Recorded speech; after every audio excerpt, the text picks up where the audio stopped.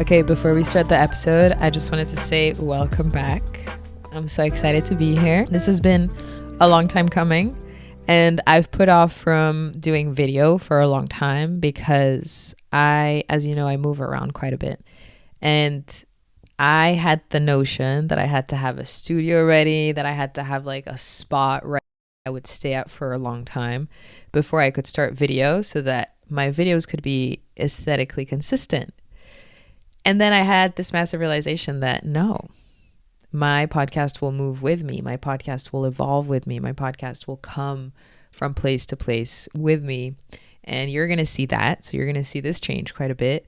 But I'm not going to let that stop us from getting really fun episodes out and getting the video version going again. So I hope that helps you also. Maybe if you've been stopping yourself for a really silly reason, don't let it, because there's a reason why you have the idea and there's a reason why you want to do the thing you want to do. So just do it. Get over yourself and get the show going. Okay. Yeah. I'm so excited for you guys to listen. This is the first episode. I have quite a few episodes planned and recorded already. So I'm really excited for all of that to come through. And yeah, just enjoy. All right. We Awaken is back. Video is on. Camera, lights, action. If you've been wanting to watch, now you can. It's on YouTube and I love it. I'm very excited. It feels like a whole new chapter for the podcast, but also for how I'm here to serve and how I'm here to bring about the things that I want to bring about. And that feels very exciting. That feels very new. If you've been with me for a while, you'll know that I love deep diving into the truth of things, into the bare bone of what it is to be a human. And we've done that through human design. I've done that through somatics. I've done that through nervous system work. There's been a lot of tips that I've given on this podcast in terms of how to maneuver different areas of your life. And although it was short last year, I feel like I dropped a lot of what was very necessary at that point for whoever was listening. And it was very necessary for me at that point because I was using all the tools that I was sharing. We are now evolving. That is still true and that is still very important. But I feel that this year has taken a whole new charge. And as much as it is about the body and as much as it is about systemizing and understanding things intellectually, the biggest component behind all of this is energetics. It's frequency, it's vibration, and it's really understanding energy work. Whether you're somebody that can see beyond the veil, whether you're someone that can't, whether you're someone that feels things, you're sentient, you can understand the frequency of a room when you walk into it, or you meet someone and instantly you know, this is not it, or this is amazing. All these little signs and all these little tales are ways that you are communicating with the universe through the vessel of your body. All of us can channel, all of us can see beyond the veil, maybe not in the way that clairvoyance can, where you can actually see things and see, energies, but maybe you can feel it. Maybe you can hear it. Maybe you can see it in your mind's eye. It's just, there's different ways that the universe connects with us and the universe speaks to us through our own gifts and through our own senses. And that's what I've been exploring deeper this year, which has opened a whole new can of worms. Not just a can of worms, but it's brought me deeper and deeper and deeper into me, deeper and deeper and deeper into my truth. Because if you're anyone that's been here, you probably are already a spiritual person and you probably already believe in something beyond just what we can see. Sorry, my phone is shaking. Oh my God. I'm going to have to learn to just chill out a little bit. I move a lot when I talk. But if you're listening to this podcast, you're probably someone that already believes in a lot of the things that I talk about, like energy, frequency, source, God, creation, all these things. And beyond that, it's, okay, how do I co-create with it? How do I work with it? How do I become one with it in my day-to-day? So this episode was going to be something entirely different, but I just came back from a dance release movement moment. And it became so clear that this podcast just wants to be an expression of everything that has been happening to me and ways in which I can help you maneuver this world if you're entering into it, or if you're learning or trying to better equip yourself in the material world, in the 3D, So how can you create a life that feels more in alignment with yourself? All those things are still true for this podcast. And what I'm so excited about is that it's coming at you at a time when I'm solidifying all of these things and I'm moving forward in my life with them. If you've ever felt like, oh my God, I've regulated my body, I've learned my patterns, I've gone to therapy, I've done somatic work, I've done breath work, I've done blah, blah, blah, but I still feel like I'm repeating the same stuck point, I'm here to tell you that it's probably energetic and it's probably in the unseen. I'm going to call it the unseen just so that the mind can grasp it. I'm going to assume that whoever's listening already is familiar with energy work, so I'm not going to have to say the unseen moving forward. I'll see what other word comes through. But if you have been stuck in those points, most of it is probably energetic. And once you address the energetic portions of it, a lot of it can become clear and you can actually move on from those things that you've been circling on. But at the end of the day, everything is resonance, everything is frequency. All those things are always based on your beliefs and how you think and literally the programs that are running in your software. If your body is the hardware, your brain is the software, and somebody at some point came in and said, here is the software that I'm going to download into this kid, which is why when people tell me, do you want children or do you want to have children? I always say, first of all, do I want to be a parent is the better question. I heard this on a podcast and it blew my mind. Do I want to be a parent? That's the first thing, because it's nice to have a child, like it's nice to have an iPhone, but do I want to parent the child? That's where I get stomped. And I'm like, I understand so much of how our brains are programmed and how much of it comes from our families and our environments and our societies and our communities, that I don't know if I'm at the point in my life where I can say, yes, I would like to program a little human mind, you know? And we absorb so much more than just words. So it's not just about what you tell the child. It's not just about what you say to the child. It's also how you move, how you live, how you breathe, how you literally are as a person. They're just taking data points all the time. I don't know if I'm ready to be honest. I don't know if I'm ready to be that example to somebody else. So that's why it's really important for you to understand that you were once that little child that was absorbing all those data points to fill up your software, to fill up your programming. And what's that programming, or what was that programming for? For you to maneuver yourself through the world, for you to move with this hardware in sync with a software. What happens when you wake up, or what happens when you become aware of yourself, is that you become aware that a lot of the software that you have downloaded and a lot of the software that you've been running is not yours. It's not actually what you decided or what you wanted for yourself. It was just kind of given to you and you adopted it as your own. And then you just started living by it. But then you started having life experiences maybe where you were like, why the hell am I going through this? And why the hell am I going through that? And a lot of it is for you to overcome, or for you to become aware of that program, to be able to dismantle it, remove it, overcome it, transmute it is the better word. To be able to see it, heal it, transmute it, move on. When I say heal it, it's really like a very multi-layered word, because it's either you have to accept it, it's either you have to understand it better so that you can transmute it and remove it from your life. It's either that you have to upgrade it. So maybe you've become aware that you're stuck at a certain point in your life and you have the same beliefs about different things, which is what is keeping your reality active and alive. And by becoming aware of the program that is running that show, you can slowly dismantle it, debunk it, and then transmute it so it can leave your body. It can leave your system. So this is why what I talk about is so important, because at the end of the day, you get to be the choice maker in the software that is running your body. I have to say, it's not the type of work that a lot of people want to do. I understand, because it does require a certain level of discipline and self-love and mastery.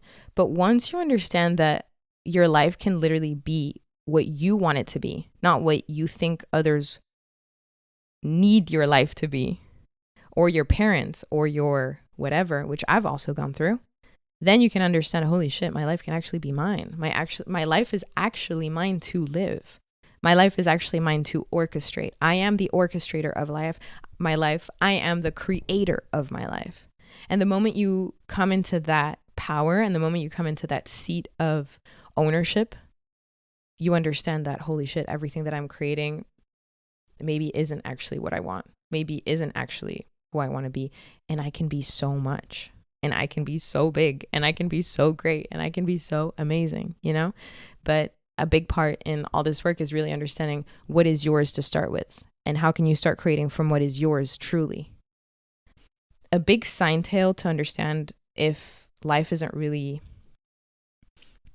going according to how your soul wants to live is if you have there's a lot of dissonance between the life that you are portraying externally. So maybe you are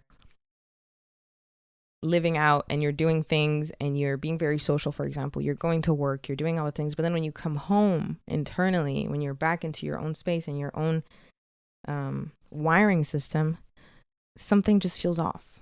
Something doesn't feel right. Something feels like, ugh, you know, I don't want to have to wake up tomorrow and do this again. Ugh, I'm looking forward to that vacation. I'm looking forward to that weekend. I'm looking forward to that. And I'm telling you this because I went through that.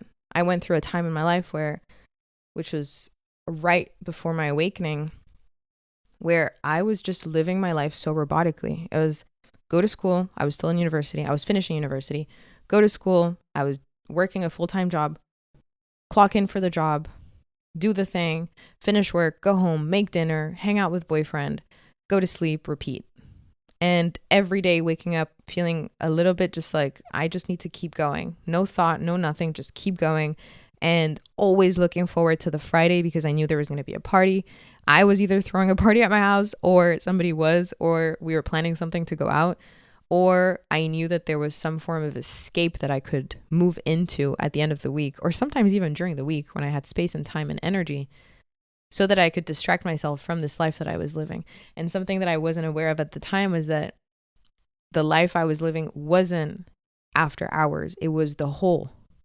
It was the waking up. It was the going to work. It was the clocking in for this, clocking in for that, going to drinks. All of it was my life.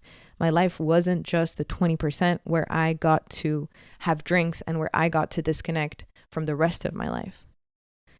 So that's something that I want you to become aware of, because that was a huge catalyst for me to be like, this is not how I'm going to be moving forward. This is absolutely not how I'm going to be. I could see the 10 years ahead of me and I was like, there's no fucking way I'm doing this. There's no way. So that's when I decided to shift things. And you can do the same. You can say, no, this is not, no. And you can start by making micro shifts. You don't have to like flip your entire life upside down, but you can start to become aware where your life is not incongruent with your inner system, with how you really feel inside. Maybe it means socializing a little bit less so you can hear yourself a little bit more. That's always the first step. That's always, oh my God, that's the catalyst for so much growth and so much immensity and so much beauty. Because once you can align yourself back to you, you can put yourself in the spaces and the situations that feel more like you, which means you're going to start attracting people that are more like you. Not that they're going to be the same as you, but they're going to be probably similar in how they think, probably similar in how they operate. You're probably going to feel a lot more at ease. You know, there's so much that shifts once we come back into ourselves. And that's the first thing. I don't know why I went into this. This was not supposed to be this episode, but I guess this is what it's going to be. And yeah, I hope I'm setting a really good starter for this season, where I am going to call you into question, whoever is listening. And if you feel called to this podcast, it's probably for a reason. I will call you into question to understand, how true are you being with yourself? And how can we push that edge to keep bringing you closer and closer and closer to yourself? Because if you understand anything about the universe, you are God trying to manifest itself through you. All God is trying to, I say God, I say source, I say the universe, I interchange the names. At the end of the day, it's the same thing, the creator of it all. If you understand anything about it, you know that you're a tiny piece of it trying to experience itself through you. So by being somebody else, by trying to please somebody else, by trying to, let's take those examples. If you're trying to please someone else, what are you trying to do? You're trying to say, my unique version of how I'm meant to be experiencing this reality is not valid. Their perception and their way of seeing the world is what's valid. And they need to tell me from the perspective of their own unique creation and experiencing how I'm supposed to be living. That's insane. And if you allow yourself to understand that on a deep subconscious and cellular level, you'll understand that there is nothing for you to do in this life than to live out who you came here to be, shamelessly, authentically, unapologetically, and honestly, loud. There's no need for you to hold back. There's no need for you to shrink yourself for people. There's no need for you to keep seeing people that don't even anything. There's really no need for you to shrink yourself in your life, no matter what the area. Because who are you doing that for? You're doing a huge disservice to you as the creator that wants to experience itself through you. And what's fun and what I've actually come to understand, I'm so sorry. I keep shaking the camera. What I've come to understand about this concept, which is really trippy, but it's really cool once you click into it, is that the creator, as you, a tiny piece of the creator, is living through you and is self-actualizing through you by realizing all these things. You kind of understand that, oh my God, all the things that I'm facing, all the things that I am living are really for me to just keep growing and keep evolving.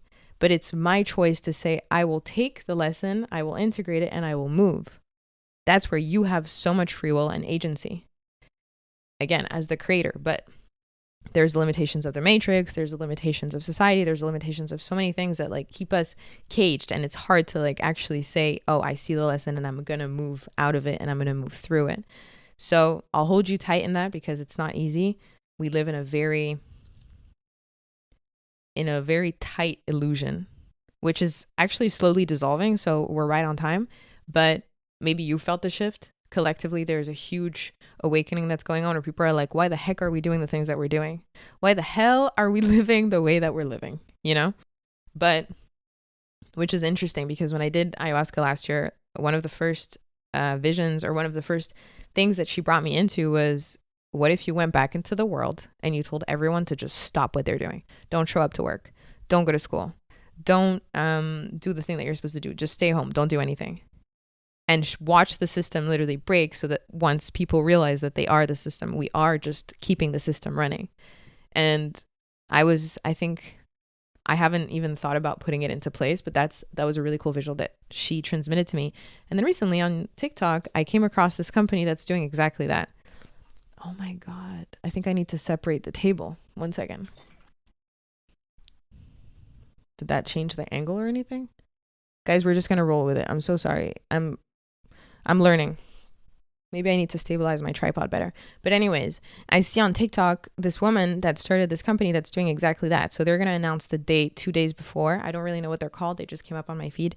But they're going to announce the date 2 days before. And 2 days before, people are going to know, okay, on the, 15th of July, we're all going to not show up. We're all going to stop so that the system breaks and the system realizes that it's upheld by the people that keep believing in it, you know?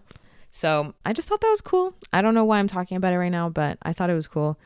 And I didn't have the balls to do it, but she did. So that's really cool. But yeah, all this to say, you have the choice. You're the one in power. You're the one that actually has the most agency. No one is here to tell you what to do. No one is here to tell you who to be, because you are the creator of your own experience. And if you're here to experience your slice of life that you came here to experience, why are you not doing that? Why are you still living out an identity that you think is better than the one that you know you want to be living out? And once you understand that you are the creator and that the creator just wants to experience itself through you, you can go as crazy and as berserk as you want, because it literally came here to experience whatever it's pouring through you, whatever it's literally throwing at you, whatever it's like making you desire. Maybe you're someone that has always wanted to live in Thailand and do yoga every day, but you're stuck in an office. I don't know. Okay, why aren't you doing that? There's the desire for a reason. I understand there's fears, there's money, there's survival, there's all these things, but work through those things. Allow yourself to see that those are just the things that are presented in your specific case to be worked on so that you can literally dismantle them, remove them, continue up leveling. It's not going to be a pretty path. That's the thing. Healing, everybody, at the beginning when I started this journey, I had the false belief that healing was cute, that healing was beautiful, that healing was so pretty and like just beautiful outfits and chanting and singing and and meditating and whatever, lotus position. Healing is the opposite of that. Healing is literally like setting your houses on fire repeatedly. It's just saying this out, this out, and having to live with the grief, move through the grief, move through the emotions, move through every single thing that wants to move through you so that you can continue removing the programs that just aren't serving you. That's what healing is. And what is the goal, if there is ever a goal? Because there isn't. But you know what? For the mind to grasp this deeper, the goal is really for you to come back to you more and more and more. And here's the caveat. Here's what trumps me, which I'm like, fuck, there's really no way out of this. You're just going to do it your entire life, first of all. So it's never something that's just going to happen at one point and then it stops and then you're somehow healed and then evolved. No, it continues. So it continues. And then right before you die, it will still continue. You're probably still going to be learning and integrating things because there was so much. And then at some point, you're going to die and your soul is going to go back. And then it's going to say, wait, I want to go back and keep evolving.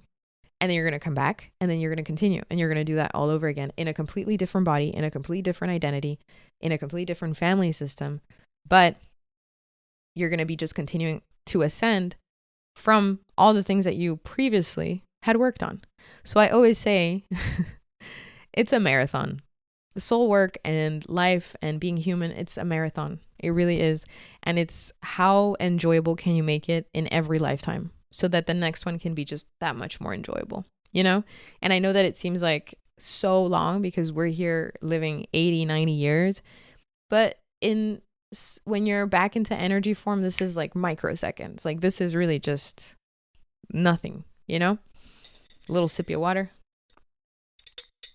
So I don't know why we're going into these tangents, guys, but I really just want to set precedents for all the episodes that are coming. And I want to be honest with you about where I'm at. Because as much as I've loved talking about human design, as much as I've loved talking about body work and somatics, and those are still going to be weaving in somehow, I need us to talk about the truer aspect of life, which is energy, frequency, and vibration. And I would be doing you guys and this podcast and myself a huge disservice if I didn't bring this into creation. And like my guides always say, whatever you create, you release. So once I create this, once I'm done recording this, because I have to say this is the third time that I'm recording this first episode because it just hasn't felt right. And this one feels so right. And I can understand why the other ones didn't feel right because I had mapped out the episode. We've completely gone off-road. I've said nothing that I've mapped out. And now I'm understanding why the first two were just not it. So sometimes you really have to trust that when it doesn't feel right, don't force it. There is resistance for a reason. I always tell my dad this because it's so easy for him to like get stuck in the resistance. If something bad happens, he's like, oh, fuck, it's so bad. It's so this. And I often remind him like, hey, if there's resistance, there's another way. Life is not meant to be this chaotic, hard, we need to push and we need to, I mean, if those are your beliefs, then that's the life you're going to create. But the truth of life is that it's actually a magical flow where nothing needs to be resistance. Nothing needs to feel how can I put that? Nothing needs to feel like a drag. Everything can feel in flow. And a lot of that starts with the beliefs, because if something bad happens to you, instead of focusing on how negative and how heavy and how bad the experience is, you can actually turn it around and say, oh my God, this happened exactly like it had to. It sucks because I'm probably going to have to spend extra money or whatever, but it was probably here to teach me something, or I met someone out of it, or I understood something about myself. Whatever it is, it's always like try to juice a situation instead of lower yourself into very dense vibrations like anger and resentment and, fear. It's okay to feel those things. I'm not saying bypass your emotions. Feel those things. Get angry. Get annoyed, whatever. But don't stay in them. Just let them move through you and then move on to the higher frequency moment of that. Oh my God. You know what? It's great because whatever. Okay. Even if it takes you days, please just get to the higher please just get to the higher frequency of it, because you don't need to be stuck in the negativity of things. You really don't. And that's how life can be more in flow. That's one of the greatest ways life can be in more flow. Okay. I think I'm done for now. Yeah, I'm excited. I'm really excited for this season of We Awaken. I think the most because I'm so excited about myself right now. Can you even say that? I'm in love with the human that has come to this point.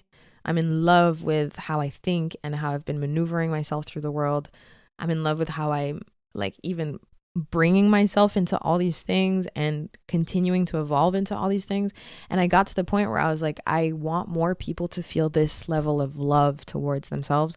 I want more people to just be so enamored with their experience of life. Enough suffering. You know, we're at a turning point right now in society and in humanity where the earth is going to become very split. We're going to be on a massive timeline split where you're going to see the people that are just going to keep thriving. They're just going to keep being very happy, joyous, excited about life, really good with how things are going.